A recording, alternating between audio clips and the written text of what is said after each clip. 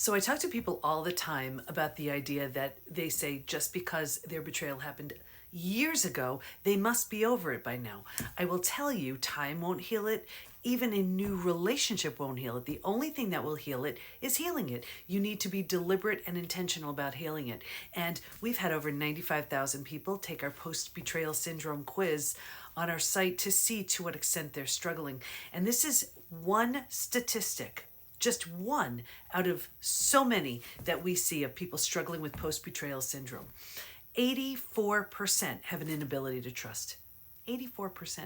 Can you imagine what that does, how that impacts your work, your health, your relationships? For example, if you don't trust at work, think about it. The person you trusted the most proved untrustworthy. So then you say, well, how could I trust myself? My own judgment. How did I not see? How did I not know?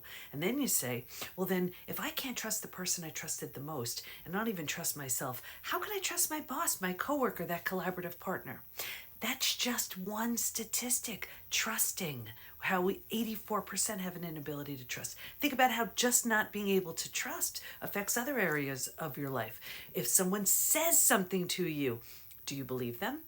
Are you keeping people at a distance because you're afraid, what if I do trust what they're saying? Will I be screwed over again? Right? There are so many ways that just that one statistic shows up.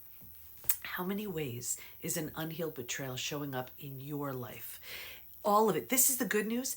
All of it can be healed, and it can be healed through moving through the 5 stages from betrayal to breakthrough.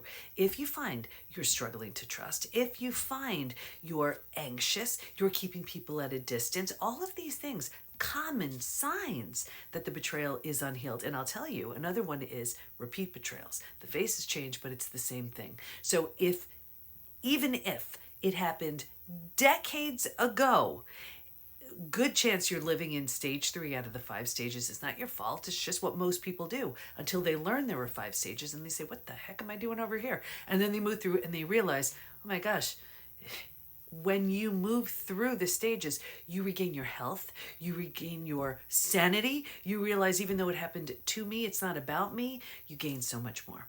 So if you're finding you're struggling to trust, you're not feeling well, you're not sleeping well, you have digestive issues, I mean, I can go on and on about the symptoms, check out some of the resources we have at thepbtinstitute.com and start your healing. I hope that helps.